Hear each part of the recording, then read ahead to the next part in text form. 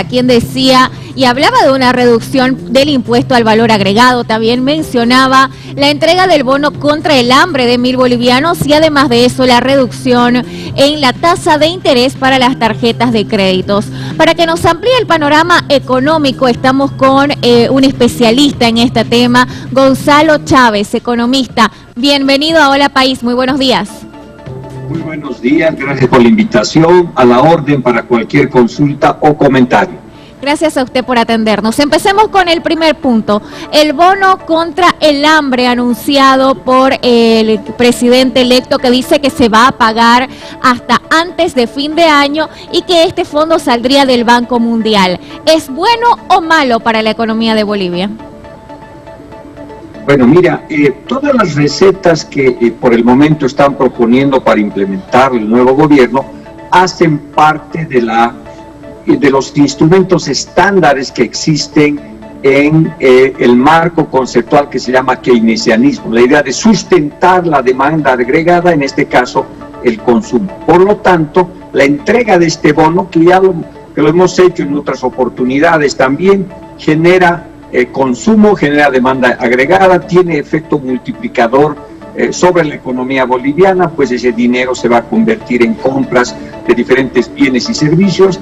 Muchos de estos se van al exterior porque la economía está muy abierta, el dinero que entra a partir de esto. Sin embargo, reactiva comercios, servicios, y es lo estándar que se tiene que hacer. Y si se tiene préstamos del Fondo Monetario Internacional, pues es el camino. No es lo ideal, ¿no es cierto?, utilizar préstamos para pagar un bono, pero entiendo que en la emergencia no queda otra. Entonces, lo que es el bono de 1.000 bolivianos, creo que es en el cortísimo plazo, en la emergencia que todavía estamos viviendo por la recesión económica de -7%, -8% y por la tasa de empleo del 12%, es el camino que hay que seguir. De hecho, este es el tercer o cuarto bono que se paga durante la crisis. Así lo han hecho en Estados Unidos, en Brasil y en varias partes del mundo. Bien, entonces queda claro que no es la mejor medida, pero que bajo las circunstancias se tiene que hacer. ¿Qué pasa ahora con la reducción de la tasa de interés para las tarjetas de crédito, de un 13% a un 8%? ¿Esto perjudica a la banca? Mira, yo creo que en realidad ayuda otra vez al consumo, ¿no es cierto? Porque la idea es estimular que uses tu tarjeta de crédito, es estimular el crédito de alguna manera, es mover otra vez el consumo por el lado de la demanda. Ciertamente esto va a hacer que tú, por ejemplo, si pagas tu tarjeta de crédito todos los meses y ahora necesitas no pagar todo, digamos, y pagar parcialmente, sin duda alguna esto te va a ayudar porque vas a tener un crédito. Entonces, si no te ha alcanzado el mes con los 1.000 bolivianos que tenías en la tarjeta y los gastado, y ahora podrás 1.500, 2.000 bolivianos gastar. Esto mueve la economía y, por supuesto, esto tiene un impacto sobre la demanda agregada. Ahora, sin duda alguna, ¿no es cierto?, le complica un poco la vida al sector financiero, quien debe bajar seguramente sus brechas, porque el sistema financiero, los bancos funcionan entre la tasa de interés que nos pagan a nosotros, que ha estado muy baja, entre 3 y 4%, y la tasa de interés que ellos nos cobran cuando nos hacen un crédito, 10, 12, 15%, dependiendo del sector, ¿no? Entonces, lo que va a pasar es que el spread tiene que controlarse, o sea, tiene que bajar un poco. Entonces, sin duda alguna, implica un sacrificio para el banco, para que sea más eficiente y para que pueda contribuir al estímulo a la demanda agregada. Gonzalo, para que la gente lo pueda entender mejor, sobre todo aquellos que tienen miedo y dicen, si le van a bajar al interés de mi tarjeta de crédito, quizás me despiden del banco porque ya la banca va a entrar en crisis, o si me van a dar un bono de 1.000 bolivianos a mí y a 1 millón de personas más, y después el gobierno tiene que pagar interés de esta deuda, quizás la crisis no la veamos ahora, pero la veamos después. Aclárele ese panorama, por favor, a la población.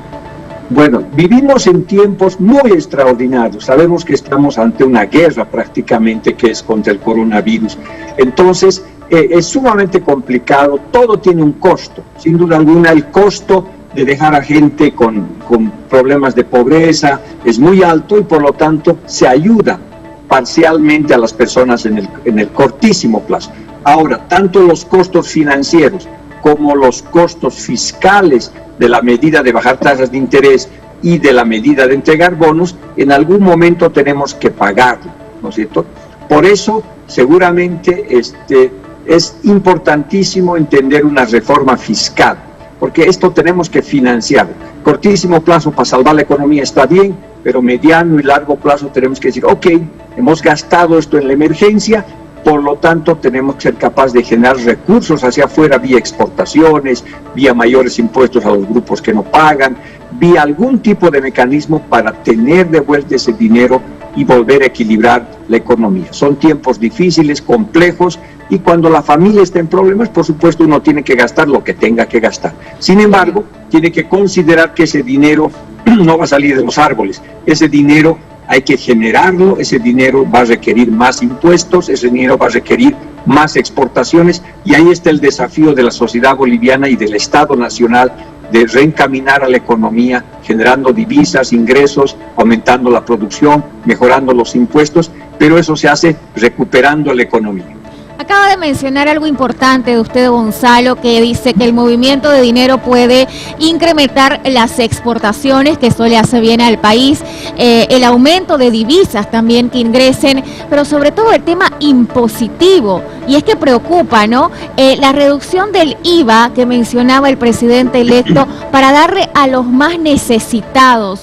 ¿Cómo ve usted este análisis? Es decir, el 13% que nosotros pagamos, pongamos un ejemplo fácil, de 100 bolivianos, el 13% serían 13 bolivianos. Ese 13 bolivianos que lo devuelvan al productor es beneficioso, o que lo devuelvan más bien a los sectores más vulnerables, como él decía, pero estos sectores vulnerables generalmente se emplean en un sector informal. Bueno, mira, tienes un muy buen punto, ¿no es cierto? Otra vez, la reducción del IVA es una medida de orden keynesiana, de sustentación de demanda agregada, de generar plata en el bolsillo de las personas. Porque si antes tú pagabas, digamos, de 100 bolivianos, 13 bolivianos, ahora vas a pagar solamente 8 bolivianos, te va a sobrar, ¿no es cierto?, 5 bolivianos, 6 bolivianos para seguir gastando, si tú quieres. Entonces, la idea de esta reducción de impuestos, que entre paréntesis estuvo en la mayoría de las propuestas electorales del mes pasado, esto implica pues que tú vas a compensar esa pequeña reducción de impuestos con el incremento del movimiento comercial. Lo que dejes de ganar, con el impuesto lo vas a ganar con un impuesto más bajo, pero con más volumen comercial. Esa es la idea teórica de reducir impuestos, de hacer transferencias a la base de la pirámide social, es decir, de estimular la demanda agregada. La economía está en un hueco, como en una V en el fondo del pozo. Tú tienes que inyectar recursos a la economía para que ésta se reactiva. Eso tiene un costo financiero, un costo fiscal, que en algún momento hay que pagarlo. Pero son movimientos, ¿no es cierto?, importantes de reactivación económica, cortísimo plazo. Habrá que ver qué hacemos después de que la pandemia pase, cómo reactivamos la economía generando exportaciones, porque las exportaciones son divisas y divisas van a ayudar a mantener las reservas internacionales. Esto mantiene el tipo de cambio estable, es decir, la reconstrucción es un proceso largo, complejo, especialmente ahora que hay escasez económica, ¿no es cierto?, que tú tienes serios problemas de recesión, de desempleo, pérdidas de reservas internacionales, déficit público, déficit comercial, en fin, la situación macroeconómica es sumamente compleja y requiere ir por partes, viendo el tema de la guerra y después el tema de la posguerra, las políticas públicas. Bien, Gonzalo, por favor, para finalizar, este 13% en realidad el contribuyente lo puede devolver en facturas también. Entonces, ¿de qué forma le conviene para exportar? Bueno, esto es básicamente para el consumo interno, ¿no es cierto?, para el movimiento del consumo interno. El IVA es básicamente un valor que se realiza en la transacción cuando uno compra un refresco, compra un zapato o compra alguna otra cosa. Usted tenía razón en su anterior pregunta que esto no ayuda, por ejemplo, cuando tienes una economía informal muy grande. Esto ayuda solamente a los que pagan impuestos en la economía formal, pero no ayuda a la economía informal, sin duda alguna.